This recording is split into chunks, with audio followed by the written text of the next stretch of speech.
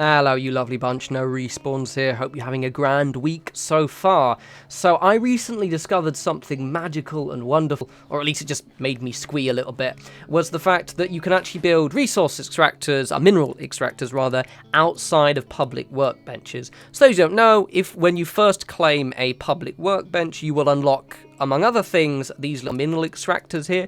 And in the public workbenches, you place around, because they're usually these little craters full of ore. You place them down, you have to defend them. It's a little bit of a pain at times. But more importantly, when you log out, you lose that area. You know, effectively, you lose your stake in it. It didn't occur to me that you would be able to actually build them outside of the public workbenches. And it was only just an accident. I was just kind of curious, and I thought, I wonder, and I was right. So what I wanted to do was, one, hopefully blow your mind with that fact, and hopefully that will now change how you approach your building a little bit, because now you'll be like, oh, here's a strategic resource, which I desperately need to fix my power armor, or whatever weird late game weapons I want to use. But also, I just want to I wanted to play around with the structural elements a little bit, make a little resource extractor with attaching Cottage, and just kind of have a little bit more of a traditional build video. So what I'm doing right here is these require 10 power to run. You could obviously do it however you like, but I quite like doing my two. You can actually put 3 of the small generators up there, but I've only put 2 because I didn't want to dick around and I don't need that much power. 2 little ones, and then one of the mid-sized ones. I haven't actually unlocked the big one, or the windmill, which is my favourite, and I almost certainly don't have the fusion core generator, so you'll have to settle for this. But yeah, that's 11 power, but you can actually squeeze a third one on. I had it and I stupidly scrapped it. I'm going to make a blueprint for that little. The one thing I love about the blueprints is for stuff like that, because I can spend ages painstakingly getting the generators in the right place, because then it will be, what, 14 power? What was it? 3, 9 plus 5. Yeah, 14 power. 14 power, you pretty much don't need more than that. You might actually, because obviously you need a water purifier, so I need at least one more. But I could have 2 of them or something. It'll look cool, it'll be fine. I'll pop a turret on there as well, because while I was doing this, occasionally Scorch were coming along and distracting me. It was a bit rude, to be honest. So what I'm trying to do, this is still very much me getting used to the building function, because it is very, very different. I mentioned this in my first kind of, effectively, building Fallout 76 building review, effectively, and how they've made it more restrictive. My friend says, as they put it, they've effectively kind of fixed it for this kind of game, but they've made it kind of architectural. And I enjoy building games, I just love them. And for me, it was quite fun to kind of get myself in a different headspace where I can make what is quite a limited building set right now, make it look something that looks quite satisfying. And it was quite fun, actually. So those of you, most of you obviously, probably been building quite a bit, at least some to an extent, in Fallout 4, and the building in that is very much freehand. So obviously, you know, structures do snap like this, but often a lot of the cooler stuff is you kind of like, especially using the glitches. The greatest example is, you know, my incredibly complex settlement walls that I love building, and using the pillar glitch and the rug glitch to make this kind of complex painting of such. Whereas this is very much more like Conan Exiles or Minecraft to an extent, where you've kind of got to look at it as an architect, not as a painter.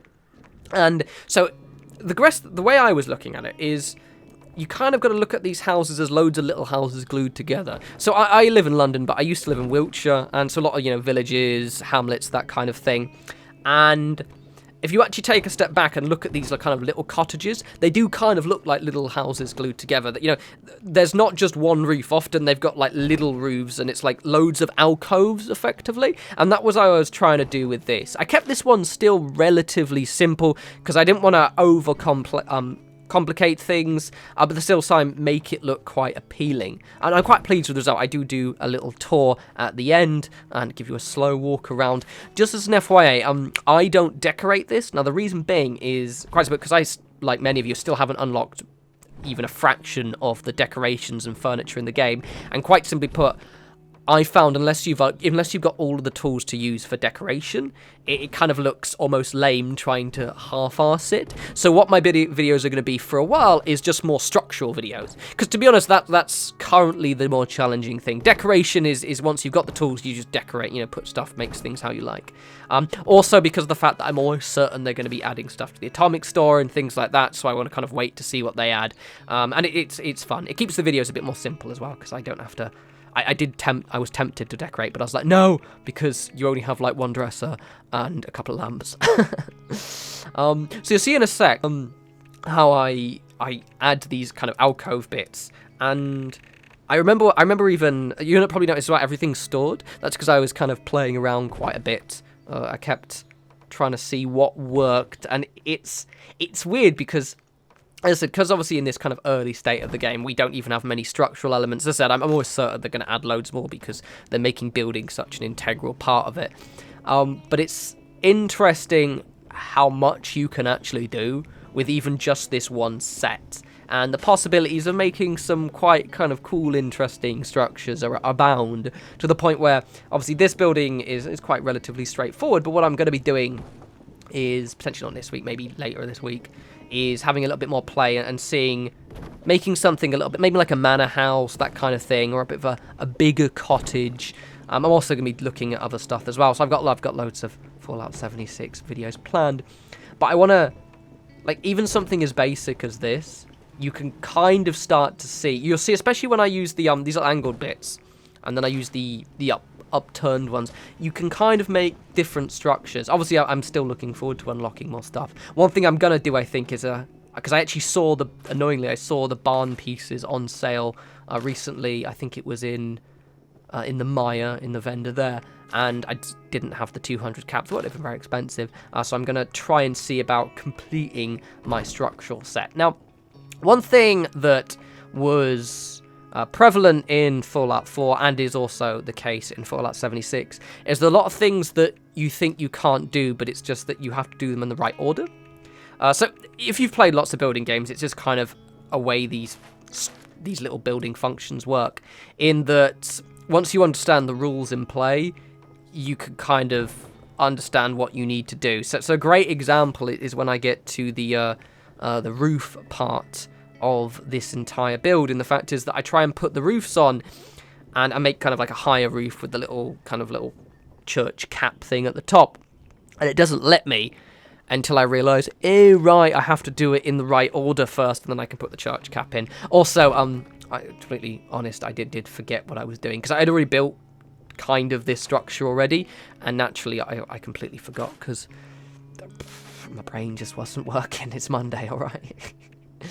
But yeah, I'm quite pleased. I'm still mind blown a little bit about the mineral extractors. It makes sense. I don't see why they wouldn't. I guess in my head I was like, oh right, oh yeah, of course. See, there was a place nearby that had a load of logs. And you can obviously, if those of you public workbenches know, you can actually build them next to piles of logs as well. And at first I thought, oh, it just looked cool. I just wanted to build next to it, because I was like, oh, it'll be a cool kind of thing to build next to. And then I was like, and then it just happened to be, I was scrolling through the menus and saw that, because normally when there's no resources near you, you only have the fertilizer, the Brahmin pen basically, unless you've got the other stuff unlocked. And I was like, oh, why have I suddenly got an available resource extractor, and plopped it down, yada yada. Right, now see here, so I plopped that roof on there, and I'm putting these little corner bits on, so I always forget what they're called. And I'm going to try and put these chest high walls, that's what I call them, that's not their actual name, and they won't let me snap them on. And also I'm going to try and put the roof on the opposite side, and it's not going to let me snap that on as well, because it's stupid, and it hates me, right? So I'm going to be like, you'll see in a sec, this angled roof, I'll be like, it's not working. And then I realise I can snap... Oh, yeah, you already saw it. Yeah, then I realise I can snap this cap piece on, then I can snap this part on, then it allows me to snap these corner bits on, and then I can do the chest-high walls, right? So a lot of the time with... It was the same with Fallout 4, and it's the same in Fallout 76. If something looks like it should be able to do it, or you've done it to an extent in another way, just try and, like, rechange the order you're putting things on. It's just through, due to it being finicky. Right, now look at this. Now I'm going to obviously add fences, and it's going to look a little bit more contained, but already it's an interesting little structure. Yeah, it's very simple. I deliberately didn't want to go too complex in this first video. But it's kind of... I hope you get what you mean about looking at the building in it in a much more... It's a different headspace. You know, ostensibly I was like looking at this, oh, like my first structure I hated. I remember looking back at it now and it's just like, it's really, really lame. Whereas this one is much more interesting and dynamic, even if it's very, very simple. And there are other angled bits, for example, in the wood tab, which I haven't touched, which is what I'm going to play around with and just see what we can do. On the subject as well, you see right there where it's not letting me snap this fence down. That's largely due, I think, due to those rocks on the floor. And just a little tip with your foundations, as much as it is tempting to have them really sheer to the ground, probably don't, just because you're going to have these issues. One thing that I'm guessing they will do with Fallout 76, because they did it with Fallout 4 as well, is Fallout 4's building was a lot more strict when the game first dropped, and then they kind of eased off the pressure a little bit. I think it's a way of them kind of slightly bug testing it and seeing what needs to be tweaked before they then slightly ease off the pressure, and I kind of suspect they'll probably do that with Fallout 76, just because it would be a relatively easy thing to do. I just snap this on here. I was going to think of putting like a guard post here, but quite simply put, I realised I was spending a lot of time and I wanted to kind of get on with it. Also, lol, this is the third radstorm I've had in the game, and it was when I was recording, and I've played like 60 hours at this point. Fucking radstorms. I do actually like radstorms. A bit disappointed there aren't actually that many, at least for me, in Fallout 76. I quite enjoy them. Bring on the radstorms, Bethesda. I want them. Also, you'll notice that this is me kind of thinking this is Fallout 4. So I'm going to grab this fence in a minute, thinking I can walk through it. Because in Fallout 4, you can pick up a wall and kind of pick it up, walk through it, and then put it back down. You can't do that in Fallout 76. So I have to exit the menu like a complete scrub. It's quite shameful. Fortunately, I don't have a million mods installed, so everything's quite lag-free. On the subject of the doorway here, I still want more texture, and the doorway was a little bit... It's the one thing I actually weirdly don't like, because it's a bit too flat.